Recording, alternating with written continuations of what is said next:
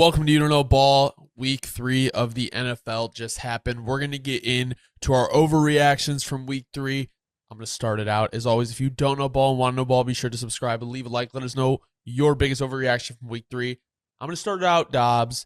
Is it time to panic in San Francisco? The 49ers starting out 1-2, losing to the Minnesota Vikings and the division rival Los Angeles Rams.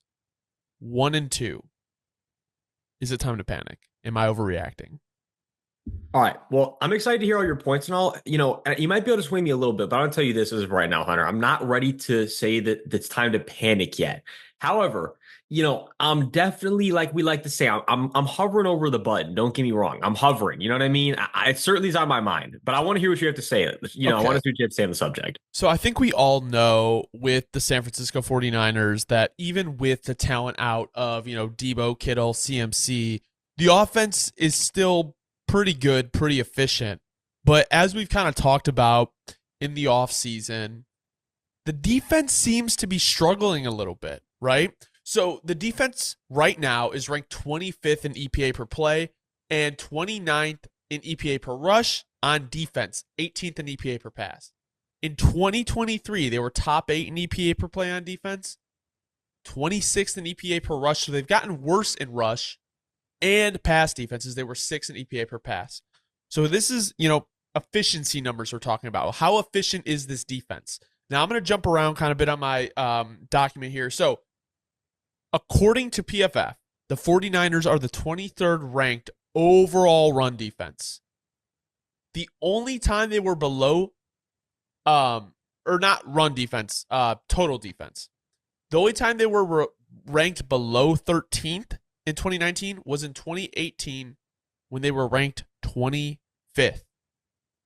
Opponents right now are only running the ball 35% of the time versus the 49ers, which is last in the league. Most teams are throwing against the Niners. While this is the case, they rank 29th in run stuff percentage at 11.3%. So basically, that means that they're stuffing the run, which is no gain or tackle for loss, only 11% of the time when teams are running the least against them in the league. So, and they're running inside the tackles against the 49ers 52% of the time, which is 9th most in the league. And the 49ers run a light box on defense 44% of the time, which is 13th most in the league. So obviously, you're having a light box. Like, you're not necessarily going to be stuffing the run all the time. But when opponents are running the ball at a league last 35%, you'd think that number would be a little bit higher. Just final point on this defense here. They're allowing the 9th most yards after catch, which is the 9th most yards after catch, right? I misspoke. They're 3rd most in yards per pass allowed in the league right now. They're first, and this is another thing about the D-line, which is a little bit weird. They're first in pass rush get off, right? So as soon as they're pass rushing, they're first in the league to get off. But 19th in time to pressure the quarterback. So we talked about them kind of losing the depth in their pressures on this defensive line. And we know that the defense, I guess, hasn't been what everyone had kind of hoped to be over this year so far and last year. We know what the offense can do, but the defense so far has not been that great. And we know defense wins championships. We know that the 49ers have been so dominant on either side of the ball.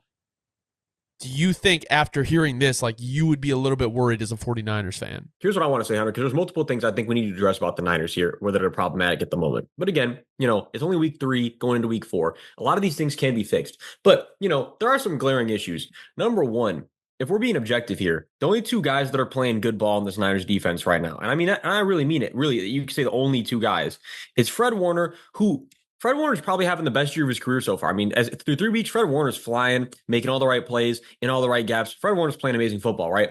And then Nick Bosa, we know Nick Bosa. Nick Bosa's not playing the best ball of his career, but it's right up there. He's still playing really good ball. And to your point about the get-off percentage, I would say about 90% of that comes from Nick Bosa, right? I mean, that is Nick Bosa. We know how Nick Bosa's get-off is. But the other guys, right? Let's talk about the other guys. Javon Hargrave, man, Javon Hargrave's having a rough year this year. Leonard Floyd, man, oh man, having a rough year this year. And then Malik Collins is kind of just middling out. And then as far as the secondary goes, Lenore and Ward and both had relatively good years last year. Well, so far this year, Hunter, not the same story. They're not playing good ball right now, and they're kind of getting cooked. Just call it for what it is. And as far as the safety situation goes, right? Hufanga has just been kind of injured for a long time now, and you're kind of like, all right, is he ever going to be able to get back to that all pro self that we got to know? Because as of right now, you're worried. If you're a Niners fan, I'm just going to leave it at that. You're worried. And then Jair Brown, who had for a rookie safety last year, I would say a really good year when he was kind of thrust into the mix, upon Hufanga's injury, et cetera. Well, he's not having a good year by any means so far this year. And again, right, we're still early, but it's all subject to turnaround potentially. But we have to address the situation as is right now. And I think, real quick to even touch on the offense, because, yeah, like you said, we know the Niners offense. But here's the problem with the Niners offense, as far as I'm seeing it, is Brock Purdy and Juwan Jennings are the only guys holding their weight right now, right? Ayuk just took up a huge chunk of this cap, and he's not playing like the Ayuk that I knew, the Ayuk that would get loose in a phone booth. This is not the Ayuk that I was watching last year so far. And, and I know that there's injury situations, right? Debo's going to come back, but Ronnie Bell is not holding his weight over there in the Debo role in the meantime. And then the O-line, we know Trent Williams. Trent Williams is a monster. We're not worried about Trent. It's not that everyone else is playing bad ball. They're really not. But they're just not playing the level of ball that we expect from the Niners O-line. Let me be completely clear. I think that's really the main thing I'm getting at. And yeah, Jordan Mason's a good replacement for CMC, but CMC is CMC. And, until CMC comes back, the Niners' running offense is not going to be the same as it was last year. Call it for what it is. So the bottom line here is, Hunter, you could really say that there's really only two guys on each side of the ball that are really, really, or I guess three for the offense. Three for the offense, two for the defense that are really holding their weight right now. And that leaves us with a lot of guys. That are not holding their weight. And again, for a team with Super Bowl aspirations, it's still early in the year, but you have to be a bit concerned if you're a Niners fan, because so far, this is not the same team you were watching last year. And there's no doubt about that. I mean, here's my thing. I think if I'm a Niners fan, and I just want to make it clear, like, I don't think it's time to panic. We know what the 49ers are. As a team and have been the last couple of years, obviously, like, multiple playoff wins, Super Bowl appearance, conference championships appearances. And the reality is, like, Kyle Shanahan is always going to have that offense right, regardless of who it is, especially if Brock Purdy is playing quarterback. I'm not panicking over the defense yet, but it is kind of concerning because who was their defensive coordinator last year? I'm trying to remember who it was. It was he was why am I blanking on his name? But I remember I don't know why I'm blanking too. No, I don't know why I'm blanking too.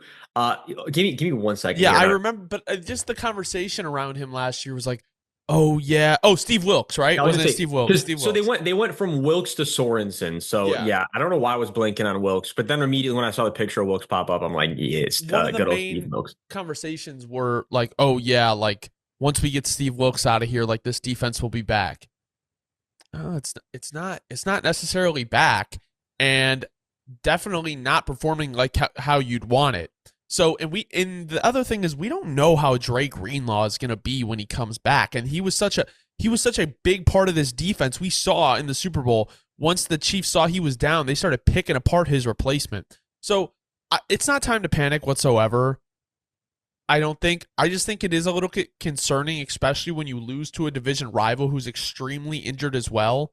And I would argue like a much less talented roster. Now, I understand it is Sean McVay and Matthew Stafford, but one, those division games count, especially when the Seattle Seahawks right now are 3-0. And I don't know. I think it is something that if you want to look at with the 49ers, we've talked about this for a while. Not that their window is necessarily closing, but their top players are about to get a lot more expensive, especially with the extension of Brock Purdy looming. And if you're not able to get your defense on track throughout this year, I think you find a lot more difficulty when you get to those playoff runs that they really haven't had to deal with these last couple years because of all the talent they've had on either side of the ball. No, absolutely. And you know what, Hunter? I'll even compare it to this. And I think a lot of people won't be able to understand what I'm saying here, because we saw the downfall of it for a long time where it seems like, and again, still subject to being evaluated because we saw what happened to him yesterday against the Eagles, right? My squad. But I want to you're going to get where I'm going with this, right? Well, we could say right around the 2018, 2019 time period, the Saints went absolutely all in, right? It was all money in. They paid some older guys and they said, yeah, you know what? Like if we're going all in, and if we don't win it, there's going to be kind of a fall off period, and that is what it is.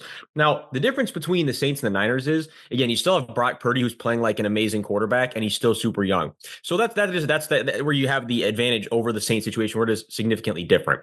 But where it's not different, or I mean, where it's the same, yeah, you get what I'm trying to say here. Where it is the same, that needs to be addressed is the Niners do have a lot of money tied up into guys that you're going to say are getting, you're right, older. And not even just getting older. It's more like you have so much of the cap now in one spot, and it's very rigid, where you don't really have much room to maneuver. And if the guys that you have the cap in are not are not holding the weight of where the cap that they're holding down in the you get what I'm trying to say here. I'm jumping my words. But the cap that they're taking up is they're not holding their weight for what they're taking up. All of a sudden, you start to see how if you're not drafting perfectly and the depth you have is not amazing, well, all of a sudden you kind of start falling back because the teams that didn't pay a bunch of guys that are starting to have their young guys right come into form and then have the money to pay other guys that are now young and free agents on the table, well, all of a sudden you're not one of the franchises that can do that anymore. And slowly but surely here, unfortunately, it kind of seems like we're seeing the Niners trend in that direction. And I think Niners fans are kind of keenly aware of this, though. They kind of know that we talk about the Niners window for a while now, but as far as the Niners window goes, at least in my opinion, Hunter, for the immediate future, this kind of does feel like the last year that they're going to be super, super competitive until, assuming a lot of things, right? Because I'm assuming, and I think that's logical though, we're assuming that Trent Williams is likely, this is probably Trent's last run. And there's nothing wrong with that. I mean, Trent Williams is a Hall of Fame amazing player. It was already on the table last year, the retirement. He is one of the oldest linemen in the league. And yeah, he's still a hell of a productive player, but I'm sure Trent says to himself at some point, it doesn't, you got to walk away while you're still healthy and while you still got everything. And I think that's probably where things are trending this year. Again, it's all speculation. I'm not in his head. I can't guarantee anything, but as far as everything goes, and you know what, Javon Hargrave's not getting any younger. Fred Warner's not old, but Fred Warner's not getting any younger. I mean, every single year, you get what I'm saying here, Hunter. And I know Niners fans agree. The bottom line is too, look, you have so much money tied up in this point in Debo and Ayuk. And Debo and Ayuk gotta start really holding their weight. I know Debo has, but really this year, you're like, come on, Ayuk's got to step up. There's a lot of things that have to change for the Niners, but for the bottom line, just to be crystal clear though, I think me and you still agree. Yes, you're hovering over the panic button, but in reality, this team definitely can still win the Super Bowl this year. They just got to clean a lot of things up, and they got to clean up a lot of things fast. But it's a Shanahan-led team. I would have faith if I was a Niners fan, and that's kind of just the bottom line at this point. Yeah, I would disagree a little bit about the Trent Williams thing. I think he'll be around for a little bit longer, and he's still playing pretty good ball.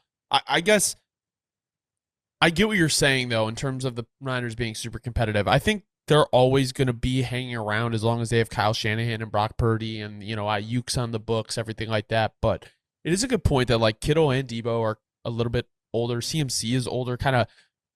We saw he was injury prone, not was good the last couple years, and now this is something that he's on IR for, and we don't know like how long that's going to last, how long that's going to be. And when you look at I was taking a look at the defensive interior grades on PFF, right? So if we're looking, and I'm taking it down to really just defensive interior, linebacker, and edge, and we're looking at the regular season, right? And you want to look at run defense. Only one defensive interior player is rated in the 70s for run defense. The next highest one is a 57, which is like an orangish grade, right? So when you look at the 49ers and you want to run against them, or not run against them, I expect teams going into later in this year until they're able to get that figured out that they're only running 35.5% against the Niners. Like I expect that to go up after seeing how this defense has played, especially on run defense. So all that being said, not time to panic in San Francisco, but definitely some issues that could be abused if they're not figured out shortly. No, absolutely. Absolutely. Definitely. We're definitely hovering over the button, but I do think that they're going to make us take our hand away. If I was a betting man, I wouldn't bet on myself pressing the button this year, but it's on the table. And so we had to at least, we had to acknowledge it.